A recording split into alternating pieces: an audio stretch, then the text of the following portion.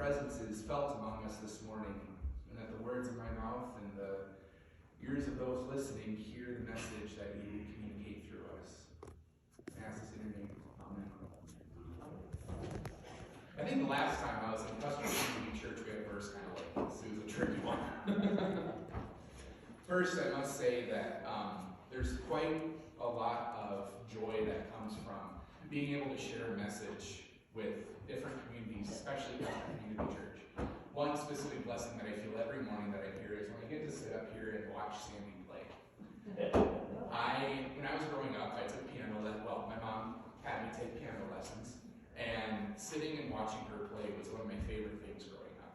And so sitting and watching Sandy play, it's one of those lovely thoughts to start off the morning, and then hearing the music is just beautiful.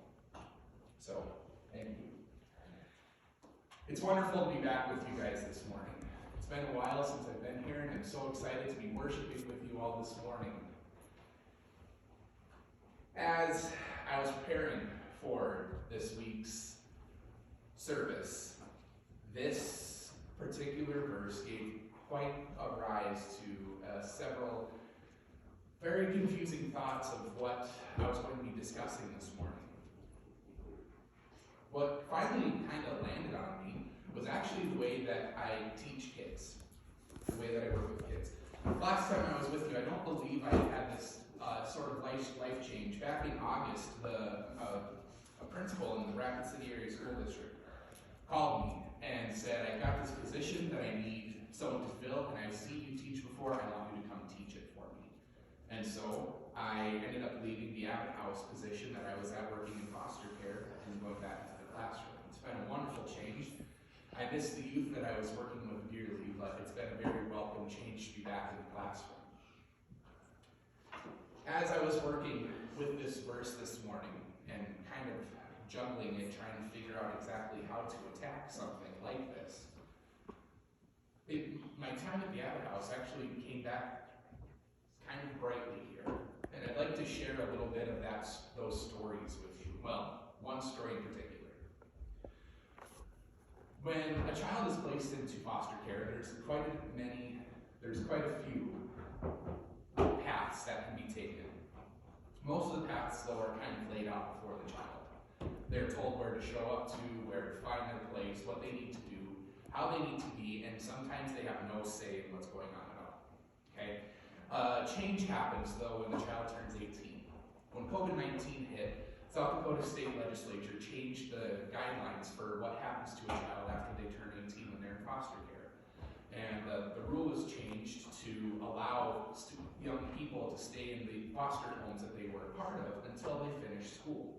So instead of turning 18 and being forced to leave the home, they're now able to stay in the home that they're with and continue working on their education, which is a beautiful change that I really hope is something that's a national norm, because these are some of our most at-risk people in our communities.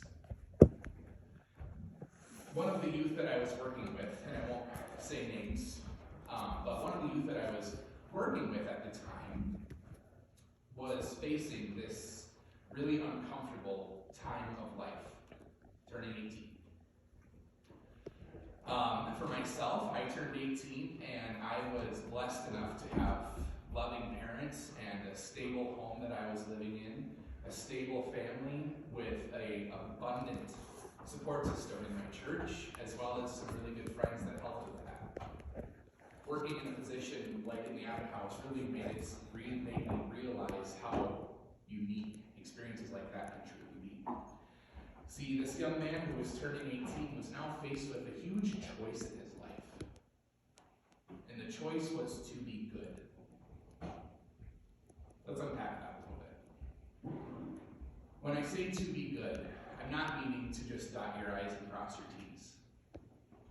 When we are faced with life's choices, this individual in particular, being that he was part of our foster care system, he had to adhere to certain guidelines that came with being an adult living in the home. And seeing an 18-year-old have to consciously make the decision every single day to fight any natural urge that might be going on of their upbringing, of their circumstantial life circumstances, was really hard, because you're seeing a person toil with what they were brought up and what they were expected to do versus what they needed to do in order to stay. This section in Matthew is beautiful and hard all at the same time. This section in Matthew is concerning the Sermon on the Mount. It's Matthew 5 starts with that. Starts with the Sermon on the Mount, which is up until the last year, it has been something that I really struggle to understand. Sermon on the Mount is a pretty straightforward thing when you think about it. If you look at it, it tells you exactly what to do. But then you get to places like this, and you kind of sit and scratch your head for a little bit, because it's hard to figure out why do we start with blessings and then jump into something like this. It's hard. It's hard. When you read this section in Matthew, it breaks it apart by type. And so there are 5 sections in here concerning anger, adultery, divorce, and oaths.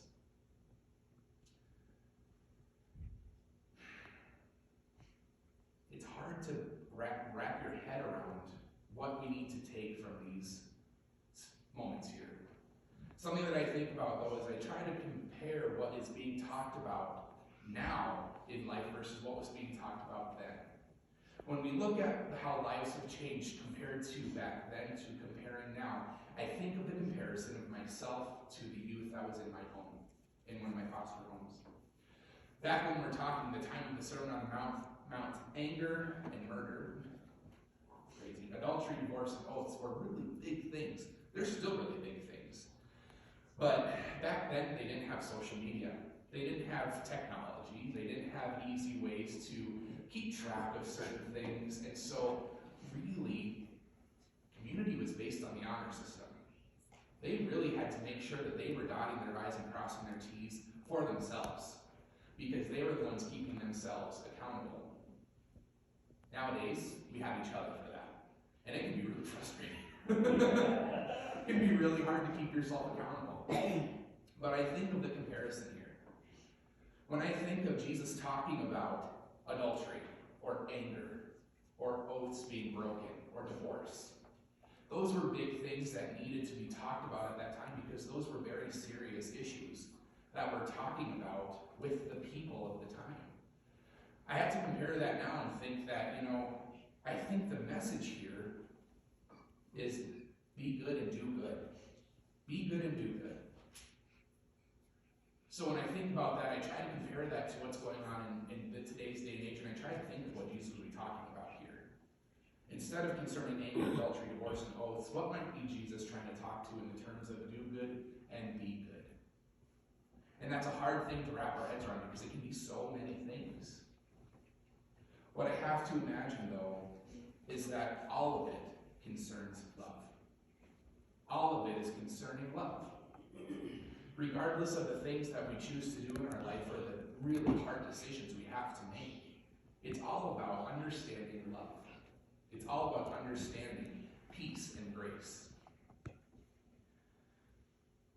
Working with this young man in my home gave such an interesting perspective on the choices one has to make, and how love and grace and something like that can often be the second-hand thought when you're in really hard times. Sometimes you're faced with making a choice that has nothing to do with love, has nothing to do with grace, but it's about survival. When this young man turned 18, I was having a discussion with his foster parents, and we had a very big discussion about the need for this child to consistently choose to be good, because that's what he needed to do, and that's a really hard thing for an 18-year-old to do. I translate that idea in my head into what I'm doing right now with my students that I work with at school. And as you guys know, I'm in seminary, and I actually got to discuss my students at school in one of my discussion posts for this week, and that helped formulate this idea. And when I work with students, one of the big things that I work with them on is the difference between being understood and working to understand. Those are two very different things. Working to be understood is putting myself first. Everyone will work to figure out me, to understand me, empathize with me. Whereas working to understand is putting everything else first. I'm going to put myself back and work to understand what is going on around me so that I have a better picture of what's going on. That distinction is a very important thing to make in a life, and it's very important to make that early on, because when you're working with a kid who is fighting over the fact that they threw rocks at him after he threw rocks at her, you gotta have that distinction. Well, let's talk about that. What makes you hurt? What makes you sad? Are you working to understand why, or seeking to be understood?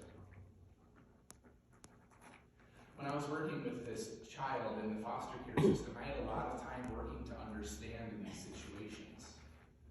And again, reading verses like this, I have to be placed into a similar mindset of I need to work to understand.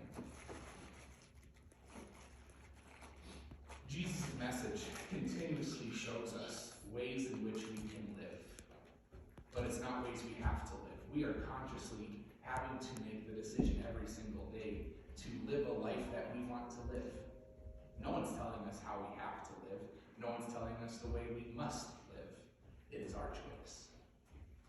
So when we read verses like this, I try to communicate it out of harsh language around anger or adultery or divorce or oaths and translate it into my life. I need to live a life that I am happy with. I need to live a life that I am proud of.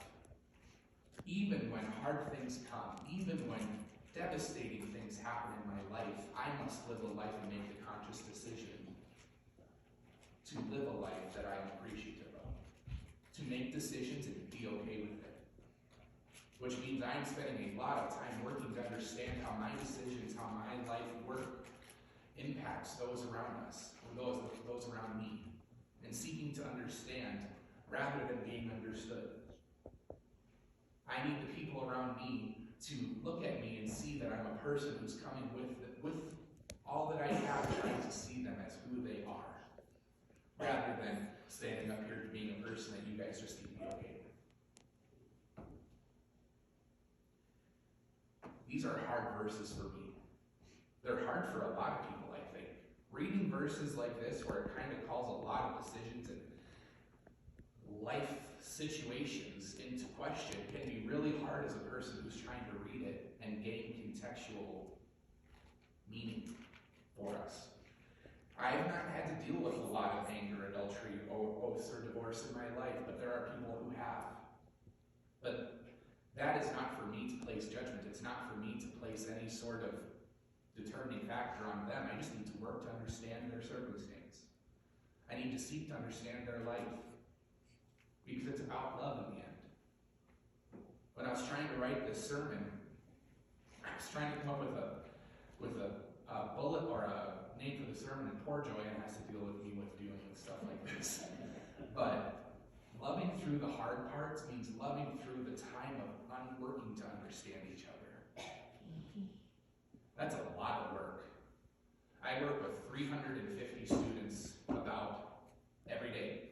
Or, well, not every day, that'd be a lot. I'd still be sleeping if that was the case. I work with about 350 students through the course of a week. That's a lot of people to work to understand. The people who work in an office that are working on accounting, or who work in a hospital working to nurse and care for those who are in need, or even the people who go around and plow our streets, we're constantly in communion with people who we are working to understand. When we are working to understand, we're working on acknowledging, honoring, and loving all parts of them. And that's a beautiful thing that we can work to do.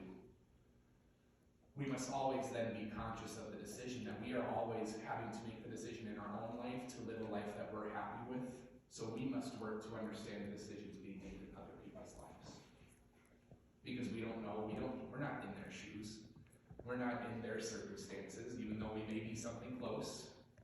My pulpit-filling counterparts who are also teachers who do intervention work, who are 6'10" and do all those kinds of things. We may have similarities, but we are not each other.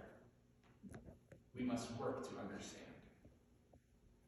That work to understand is a beautiful, beautiful piece of being a human. Because it gives us this opportunity to just love each other without any sort of hindrance or without any sort of need for repayment of that love. It's just about being present with each other. That's why I wore this. I don't know if you guys are, who's playing in the Super Bowl today? I was getting dressed this morning and was like, well, I better wear something colorful so I don't offend anyone. But we work to understand each other. We work to love each other. And that's a beautiful chance that we're given each day. Amen. Our next hymn, if you would please stand, is hymn 1.